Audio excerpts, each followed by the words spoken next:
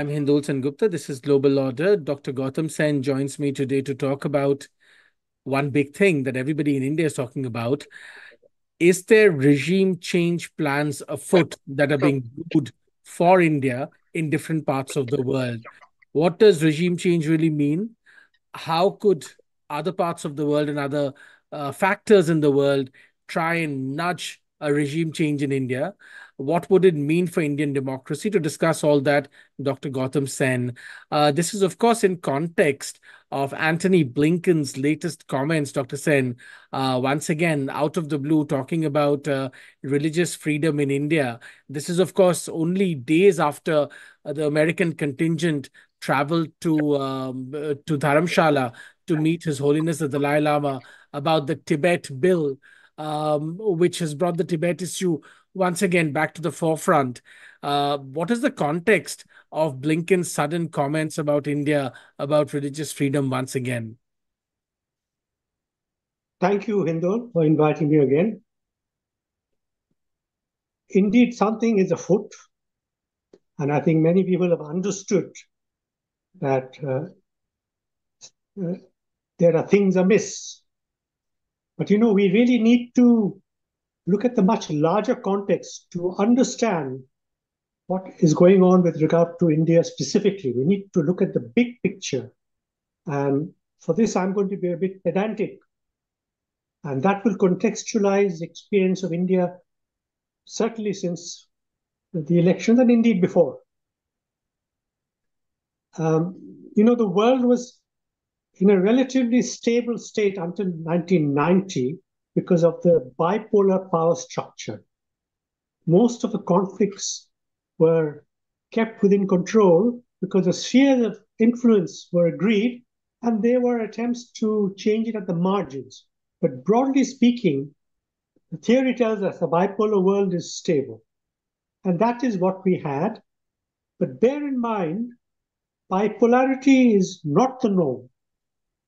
For much of history, since Westphalia in the mid-17th century, and indeed even before, in the case of ancient India and many other geographical, geopolitical experiences from Rome to the Ottomans, conflict is the norm.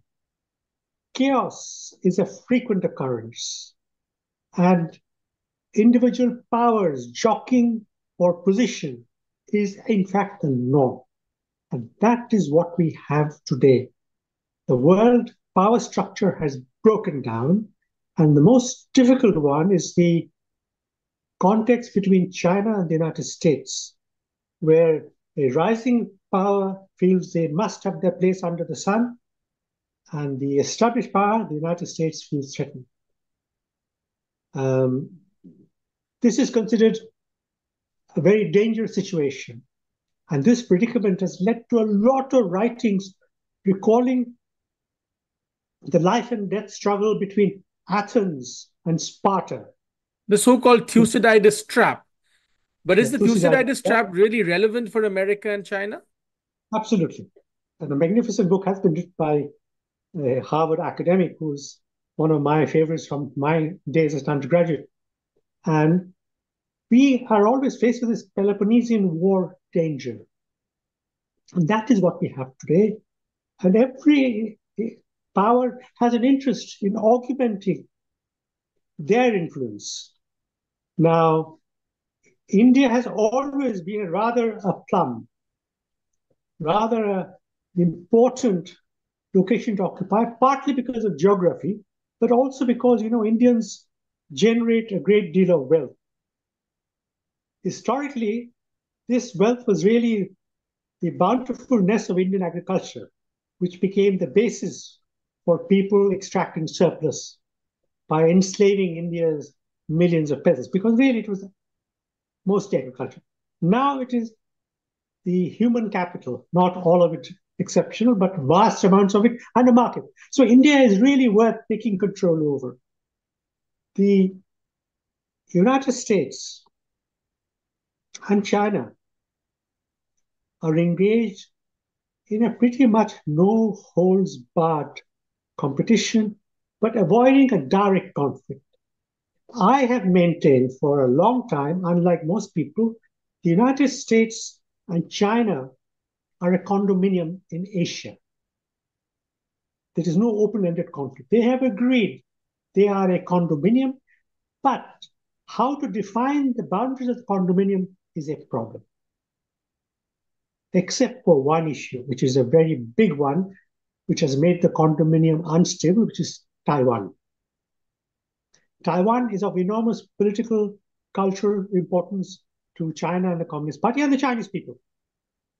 But it's also great oceanic geopolitical significance for the United States. Whosoever controls Taiwan will truly have the upper hand in the region because it will be a terrific base from which to secure control of the oceans beyond. This much is understood. So Taiwan is the difficult problem which could lead to something exceptional. The United States, in a way, is committed to fighting for Taiwan. In a way, they have not been committed anywhere else. And the Chinese know that. So they're jousting and competing. Now, the United States also has many other aspirations. The most blatant has been the attempt to dismantle post 1990s Russia. They really had very substantial influence earlier before Putin came to power because we had very weak regimes. They inserted economic experts into Russia to help with the reform, and they really ruined and wrecked the Russian economy. I went to lead a UNDP conference in Russia just after Putin came to power, and this was for all the UNDP and UN representatives in the region, Russia, and all these countries. And during the 7 days I was there, many of these people were not committed supporters of Putin. But what they all were saying, Putin stopped the loot of our economy. So Putin really had a lot of support because of the preceding chaos. Now, what the Americans have done is extremely cynical. They mobilized Ukraine with no concern for Ukraine and simply sacrificed the country in an attempt to break up Russia. That is what they thought they would do. Now, their logic was whether or not we succeed, it's very low cost for us. We are not deploying any manpower. Basically, they have destroyed Ukraine. Ukraine will lose almost 60% of its most important mineral and agrarian regions. They have lost 500,000 people dead. 8 or 10 million people have gone away and they never will come back, possibly. So they will not be a country. And Hungary and Poland have interests in the western part of Ukraine, which used to be their territory at one time. So Ukraine has been sacrificed at the altar of US ambition because it was low cost. And Lindsey Graham said, look, we have not lost nobody fighting this war. And if we could have kept it and got it, it's very mineral rich. It's apparently even got oil. It's got a lot of minerals. The Russians are also claiming, and they are doing a dossier, they're preparing, that there were many centers for the development of biowarfare owned by the United States in Ukraine. Now, this is how cynical and nasty it is, and we would be well to remember that. I don't think our policymakers are unaware of any of this. They may not speak about it because it's complicated and sensitive, but I think they understand. A bigger crime in some ways has been the co-development of the COVID virus in Wuhan by China and the United States, which funded it, which is why the United States has not really called out China. Official funding was given, and it really was the development of a virus for warfare purposes. So this is a very nasty, cynical game.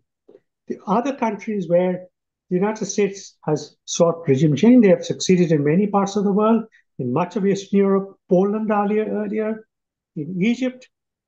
They finessed the Muslim Brotherhood, which did have a popular mandate, and it was done with great forethought.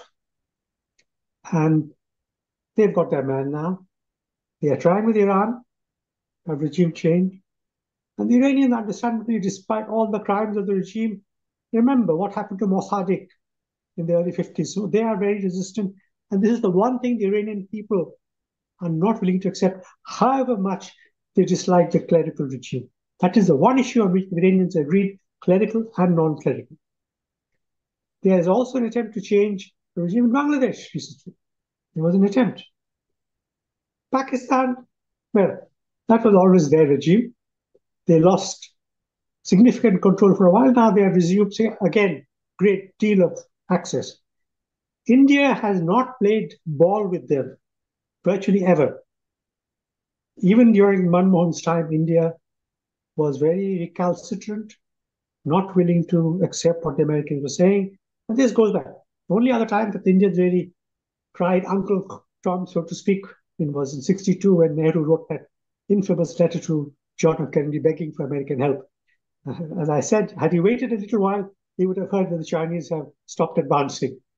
So they do want regime change in India. And I think they are especially annoyed with the Modi regime, because without Modi purchasing Russian oil, the Russians would have been in trouble.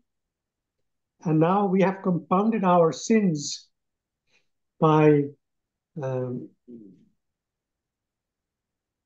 signing an agreement, logistical agreement with Russia.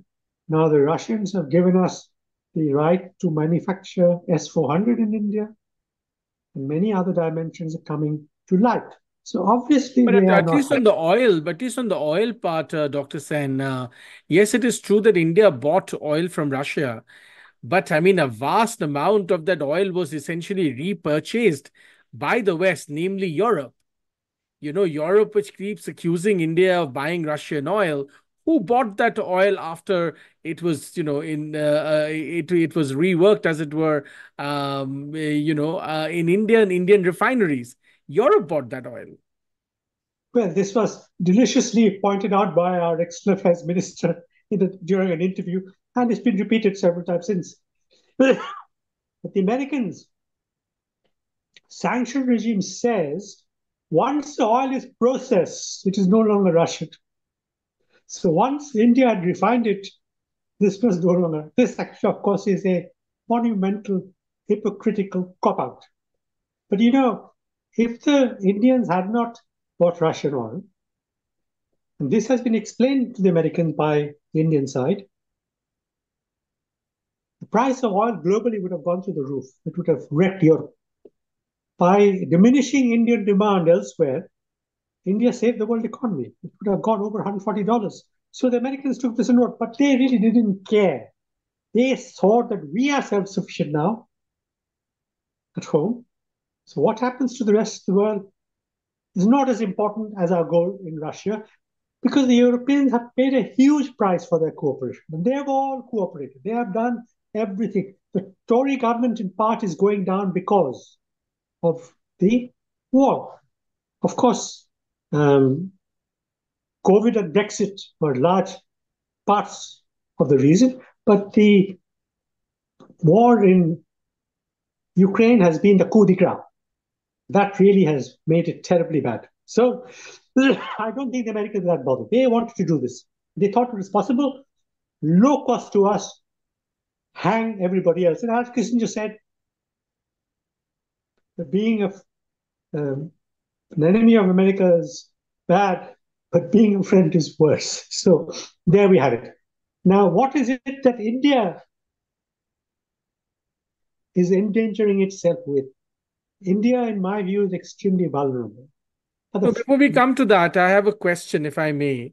Um, while all that you say is true, but let's talk about the UK example. Inflation is down in the UK. Some people believe that essentially Rishi Sunak called an election too early.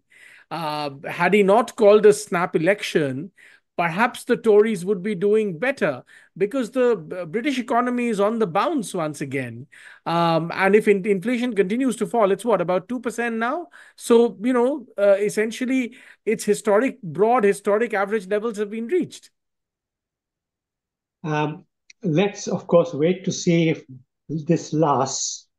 Things are looking up, and it is now clear calling the election early was a mistake. In retrospect, it is clear because he thought he would call the election before the Reform Party could get organized. But the Yes. Reform Party will actually end up with more votes than the Tories, possibly. The unkindest cut for the Tories now, I read in yesterday's Financial Times, is because the Bank of England is going to stop buying the bonds, the very costly interest payments of about 10, 11 billion pounds will become available to the new Labour government late this year. So they will have this bonus, A which windfall, yes. a real windfall, because things are so bad that their budget in the manifesto is only £7.5 billion. So they're going to have this possible windfall of £11 billion with lower inflation. And it seems the growth prediction was on the pessimistic side, and Yes. growth is up. So all sorts of things are looking better.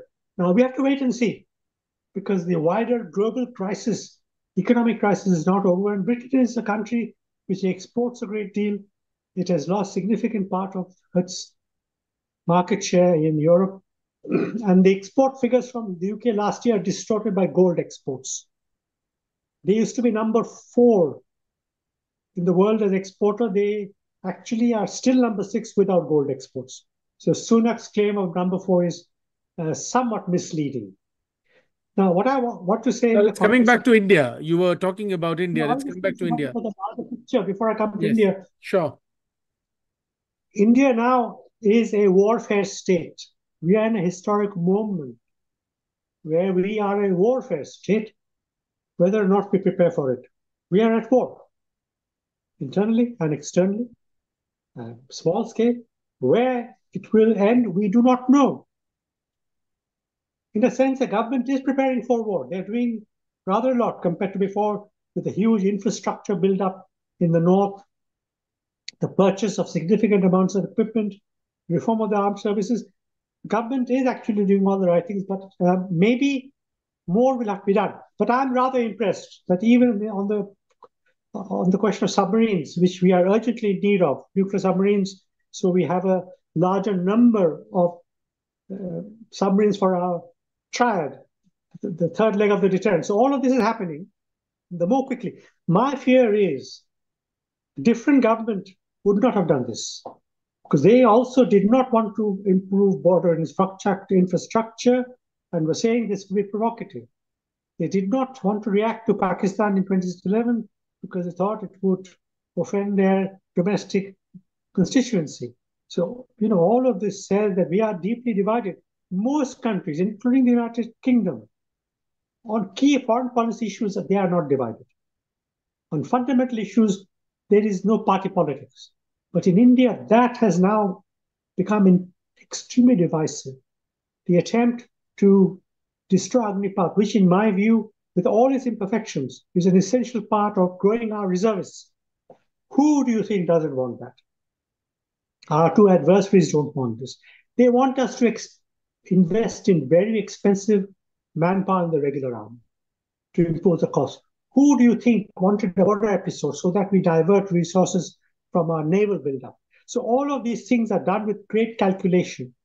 And the people who are advocating this kind of retreat, including attempting to derail the Rafale purchase, only would have benefited the Chinese government. The Chinese government was worried about our Rafale acquisition, and now we are going to buy a significant number more. So all of these things indicate India is deeply divided. I am not going to say that these political parties are taking instructions from anybody, but one cannot but help notice the extraordinary coincidence of what is going on.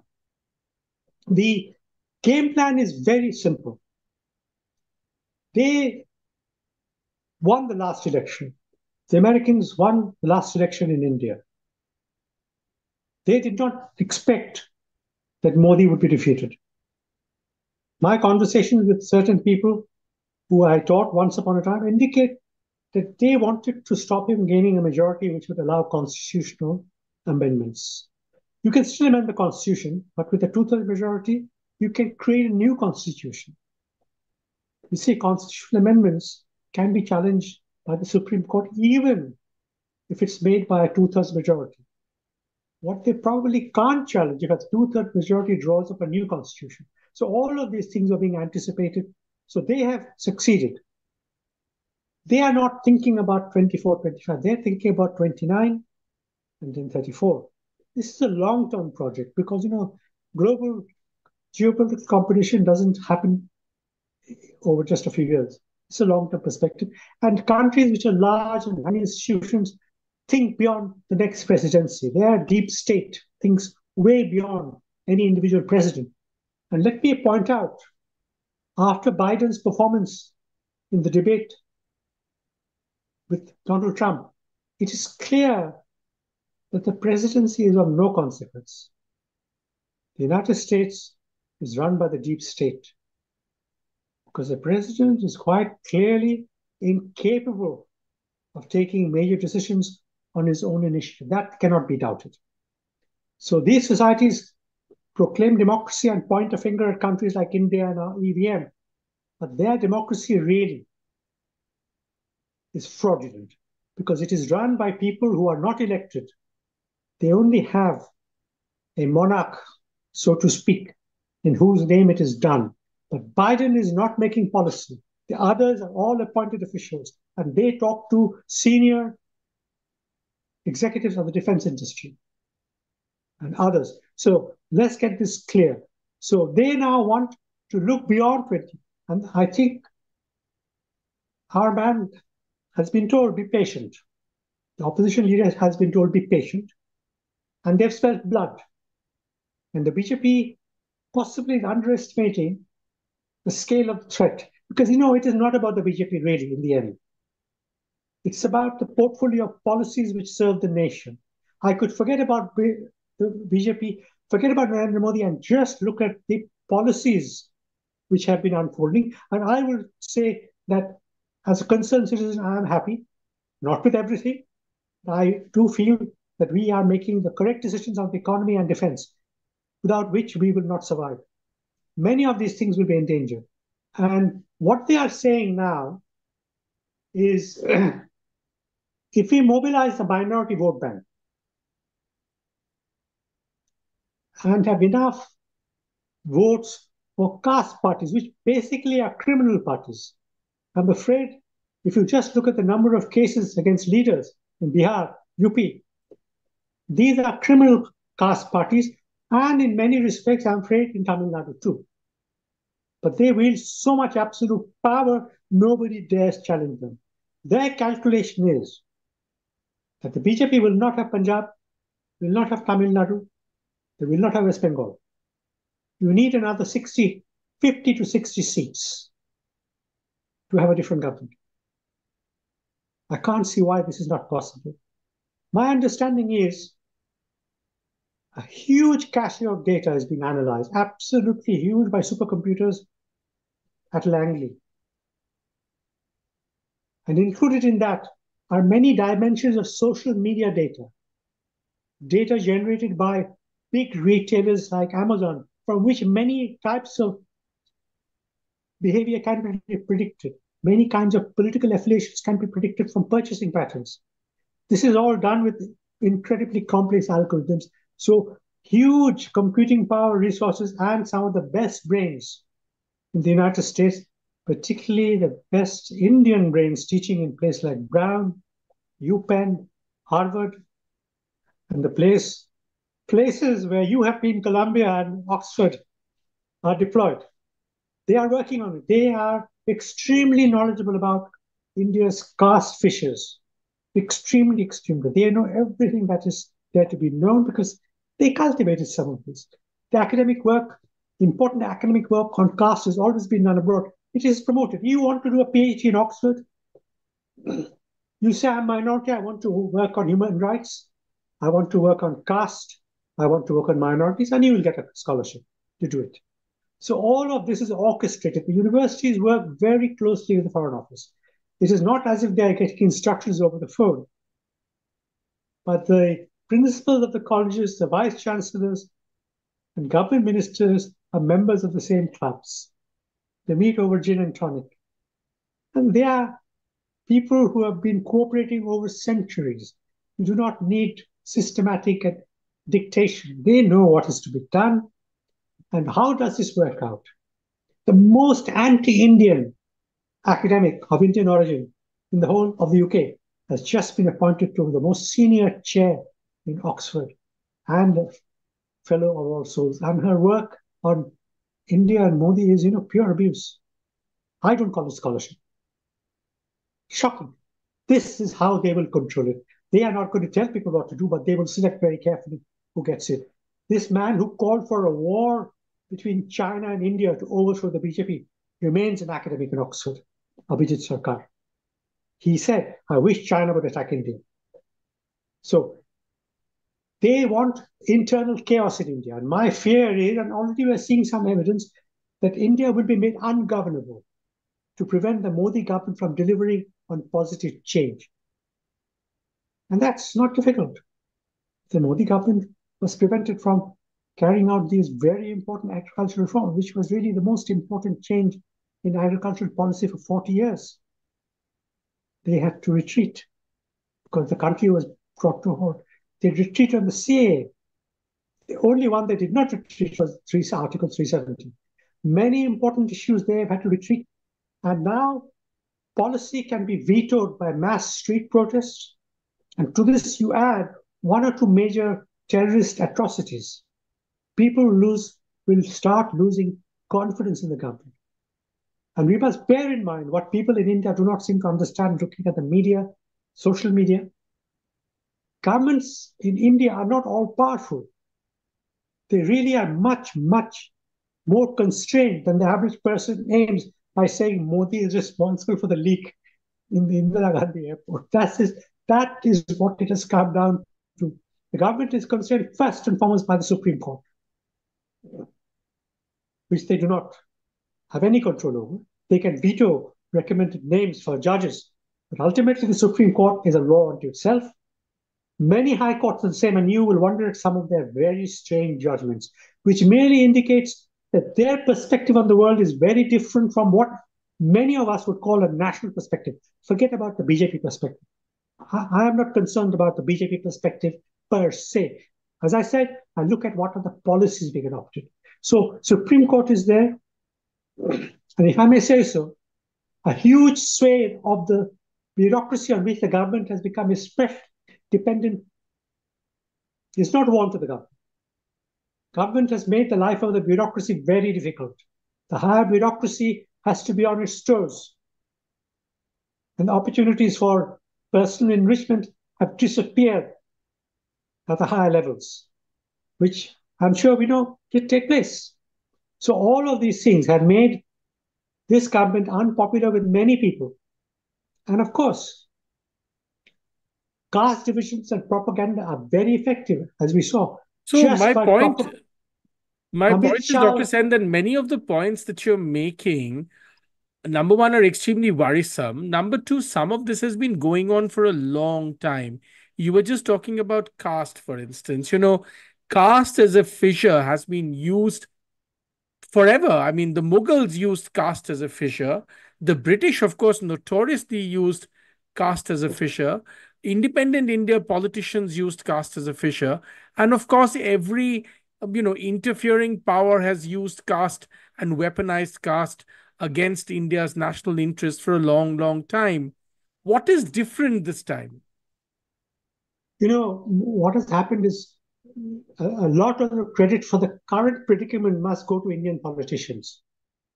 It is they who have institutionalized and solidified caste in a way that cannot be imagined. India's foremost anthropologist wrote 40 years ago about caste that the British gave it a life it did not have, quote unquote, gave it a life. Caste issues were there, particularly the upper caste, but the rest of the divisions were much more fluid. And the first census in the Punjab, the official census taker wrote that these are occupational divisions. Because he went around the country the first time it was done officially, he said, as far as I can tell, these are occupational divisions. Now, all of these have solidified into a sense of identity. And that is where we are because it is so strong in our society. For a while, it was thought that in the UP, good governance has overcome this, but that is apparently not the case at all. That actually was being over optimistic. So, caste for India is the biggest danger. And the issue is like this: no So before society you can. go on, Dr. Sen, before you go on, I want to make one point. You mentioned UP, so it's worth I spent some time living in UP. Um, it is true that good governance, in fact, had overcome some of the caste fissures, but I think it was a mistake to think that that was a static thing and some status quo had been reached. We forget that India is still at only about $3,000 per capita, if that. Many parts of India are at significantly lower per capita income. And unless people see a sort of personal enrichment and a mobility, an upwards mobility, the resentment that is being triggered because of the overall growth of the economy are causing um, you know, uh, old anxieties to surface, which are again falling back into things like caste divisions and so on and so forth. So it's not like good governance did not paper over caste fissures. It did. But I think the pace of personal enrichment did not, or personal prosperity did not move as swiftly as some people imagined. And perhaps one of the problems there was this sort of messaging that all of this is going to happen very, very soon. But you and I both know none of this can happen that soon, so to speak. This is the crux of the matter. This is the tragedy of Bharat, Indic civilization, that our current predicament may become an insuperable barrier for future progress. And my recent visit to UP in November, after 55 years or so, to Benares to do Pitri Puja on the banks of the Ganges is a very moving experience indeed. Walking around Benares, the Ghats have had a lot of work done on them. Walking around Benares, I observed a great deal of dire poverty, just in urban Benares. And it was very clear to me, if you offer these people a freebie and a bribe, they will go for it, and you can't blame them. You can't blame them. Their lives are very difficult, which is why the aggregate figures of improving welfare, which is in the data, it's in the data, you see, and the fact that some of the poorest parts are doing better does not translate into a meaningful change in the lives of most people, as you have observed. So they will always be vulnerable to identity politics, um, misgivings, resentments. And this is the hump which is going to prove the Achilles heel of any government, not just the Modi government. But without a foundational ideology, a national consciousness, India's weakness may be fatal. There are one or two things which give grounds for optimism, but I'm afraid the government has been remiss in this direction, if I may say so. One of them is that we really have failed to change the national narrative and barely touched the surface. For example, change the school curriculum, particularly in history and the social sciences, by 2015 would have created a new generation of politically conscious and thoughtful citizens who would not fall prey to caste division so easily.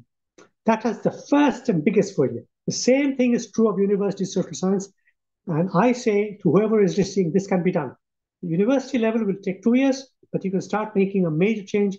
And there is a model available and ready for free for anybody who wishes to do that. And it won't cost the earth. Now, the one thing in favor of change is the World Bank predicts that by 2030, 600 million plus Indians will live in cities. This is, as Ernest Gellner wrote many, many years ago, the renowned Cambridge anthropologist, people who live in cities are the bedrock of nationalism. These people are the real vote back not for BJP necessarily, but for any national minded party, for national minded policies.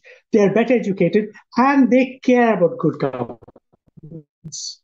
When you wake up in the morning and there's no tap in the water, you're not thinking about what my caste is. You're just angry with the city government.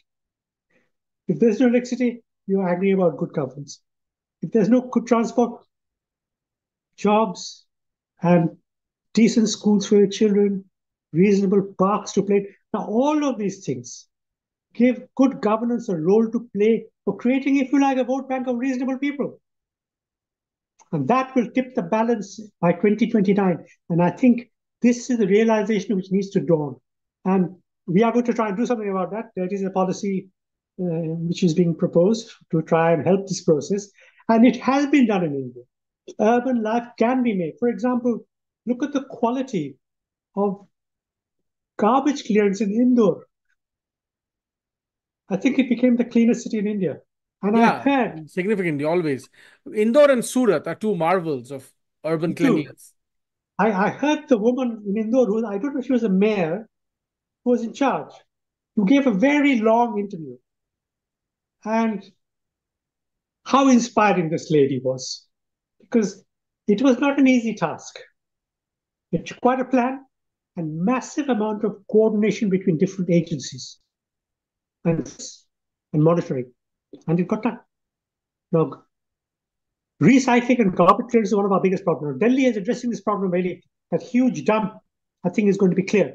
That massive dump just outside. Well, I don't know when it's going to be cleared. I mean, you're basically talking about the Ghazipur landfill where fires keep burning, like the fire Yes. of, Dantean hell, so to speak. But yeah, I mean, it, There's a as of plan now. yesterday, it's still there. So who knows? So I would say good governance in cities should be a key policy. And it is not all about money. A lot of it is about poor tax collection, mismanagement, and corruption. I don't think this can be changed overnight. And Bombay is an example of a rich city badly run. I don't think Calcutta is very different. In all the 50 years that I have been familiar, it's always been the same corrupt local government. You can address these issues with a bit of focus and patience and make a start. You've got 5 years in which to nurture this constituency, which will look to the future of the nation. I'm afraid as India grows more prosperous in the next 3, 4, 5 years, it becomes a much more inviting target. Being a scholar of IR and a historian, I'm prepared to think the unthinkable. And I've been thinking for many months now, what would it take to make peace with China? What would it take? But I know enough policymakers to understand this is very, very difficult. Because there are, I believe, 16 points on the border of disagreement where no agreement could be reached. Absolutely deadlock. One. The other thing is the Chinese do not accept partners. They do not accept equals. And you cannot trust them. But if there comes a moment when they perceive weakness, they will strike. The only other thing I would say, because China is now using Pakistan as the main leverage, and as one distinguished Indian diplomat once told me, every time you upset them, they turn on the Pakistani tap. That's what he said to me.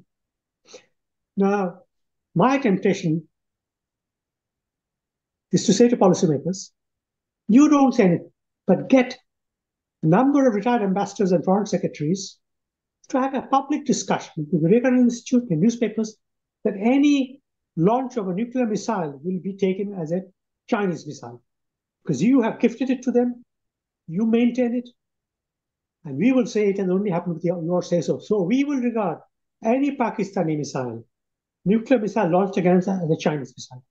And you work out what the consequences of that will be. So in one go, you will make them think again. And the game is all about creating uncertainty in the minds of the adversary. Let them wonder. I'm also tempted to say we should do what the Americans, I believe, are doing. They are now trying to manufacture very low yield tactical nuclear weapons. Tactical nukes, Under yes. very low There's yield. even been talk, and on this very platform, we've had conversations with retired army people about what are the potentialities of launch vehicles for low yield tactical nukes, including maybe via drones, advanced drones. Now, this is what India should do, because it will make the enemy think again. The enemy will know if you proceed beyond a certain point that you will be hit by one of these, or I don't know if I will be or not. So that's one. Absolutely, we should consider this as a possibility. Strategic nuclear weapons are no good because people know that you will not use them. You will only use them when you have been struck. That is India's policy. No first strike. That applies to strategic weapons, and I think that is the correct policy. That is the correct policy. And I've written about this actually in 2014 as to why we should not give up our no first strike policy. But once you create tactical nuclear weapons, that's a slightly different game. Half a kiloton, maybe even less. Let the enemy worry about this. And if India can then, in the intervening period, reach $10 trillion, all bets are off. One of the things we can do, we can ignore our adversaries abroad. And one of the things I will say about our principal adversary, which I consider to be the United States, because it is trying to change us from within, including massive efforts at evangelization, massively. And people in India don't understand this. The model was built in Eastern Europe in the medieval period. There are standard textbooks which tell you how the church has operated before and after. And that is the same model which is being used in India. You go to a village, you go to an area, you acquire a small piece of land, and you build a church. That is the beginning of the end. Because the church then becomes a center for every kind of criminal subterfuge. So very difficult to stop. So I say to people, do not talk about conversion. This is not conversion. This is not religious conversion. I regard this as political socialization. All of these should be regarded as interference in India's politics. You will recall what happened in the Kundakulam case, where the American Consul General instructed Christian groups to protest. So all of this we should deem, as a matter of course, to be political conversion, political socialization, and not religious conversion, because that is the ultimate purpose. We are in danger, in grave danger, of ending up like Korea. Quite prosperous, but 60% Christian, and the Buddhists are saying their ceremonies are no longer celebrated nationally, that their role is vastly diminished. And that is where we are headed at this moment, a developed non-Hindu country. Now, when I say non-Hindu, I don't mean in some deep religious sense. I mean in the sense of our entire inherited historic culture. And since our religion is not a theistic religion, it is actually about the totality of our culture and mores, where everything is admissible as part of human experience. We have no apostasy. We have no death penalty for apostasy, because we are only experiencing the world and trying to adhere to certain rules in order to create some kind of creative reality out of it. So when we say Hindu, I'm not talking about mandirs. Mandirs came after Sanatana Dharma. They came after, important as they are. So do we want to lose a sense of who we are? Are we truly an extraordinary and ancient civilization? And as Swami Vivekananda maintained, we have something to offer the world. And how right he was. How right he was. And we can struggle to maintain this, but I'm afraid, time is running out. Time is running out, and there are adversaries who want to change us culturally in order to control us politically. And the electoral system will be the vehicle, because they cannot invade us to take over. That is no longer feasible. But India can be seized internally with subterfuge, planning, and money. What I would do straight away within the next year, ban all FCRA donation. No more FCRA. We are a relatively well-off country. We do not need any FCRA money from anywhere for any purpose, for any group. Well, the summation of all that you've been talking about and everything that you and I have discussed today goes back to your initial comments that, in fact, most Indians don't realize that India is, in fact, at war. It's at war at a cultural level. It may not be at a declared war with two militaries facing off each other, but at a far more deeper level, it is culturally, civilizationally, socially, politically at war to save itself. I think that's a very important point. Any last comments on what we could do to Yes, fight back in this war? we have a lot of people internally collaborating with outsiders because they feel endangered. They have lost their patch in India because of the political change. So they are prepared to collaborate. This is not surprising. There was an important episode at the height of the Roman Empire when a princess of the imperial household was in touch with the Goths because she was unhappy. She would have been executed, but she was the daughter of the emperor. So she escaped. So this is not uncommon. The other thing we should know, great empires greater than India have collapsed. Russia collapsed, Ottomans collapsed, the British collapsed. We are not special. And many times in the past, we have been expansive in terms of geographical reach, and then we have shrunk. We used to go up to the borders of Iran. Where are we now? People say, Akhand Bharat. We have lost most of our territory. I would say this is a grave, grave danger that we may lose. And bear in mind, there are things going on which people are not noticing. Israel is in the gravest danger to its survival. Israel has found out it cannot protect itself from missiles. I'm talking to my Israeli friends who experts. They cannot survive a massive missile attack by the By from Hezbollah. By Hezbollah. In the Hezbollah, north, Hezbollah attacks have proved this. and they are now worried. And I predicted what would happen, and that's exactly what's happening, which is virtually every Israeli now has a passport, even Romanian and Polish passports. Many of them have left permanently. And this was what the October 7th carnage achieved. They gave many Israelis the fright of their lives. When you cannot protect the lives of your children, the atrocities were calculated. They were calculated. These were not people who were drunk and angry. This was done to tell them of the kind of danger their families face and their daughters would be ripped apart. This has achieved its purpose. Many Israelis have left Israel. And my friends are saying, we don't know if they'll come back. And the people who are leaving are some of the most talented people because they are mobile. And virtually no Israeli doesn't have a second passport. So Israel is in danger. We are not special either. We have to gird our loins. I do understand the government's dilemma. I do understand their reticence. We are not yet ready to take on the world. We need somehow to survive the next 5 to 7 years. And one can only pray that this government does enough for our economic growth to remain at 8 plus. And then we are able to say no to the outside world. And this Blinken story just shows you the sheer malice. They never talk about what's happened to the majority in West Bengal, do they? The most incredible crimes, they never refer to them. And often the rape is done by minorities, by the way. The murder is done by both Hindu and Muslim TMC members, but the raping is done almost exclusively by TMC Muslim members. Kashmir, they have never talked about that.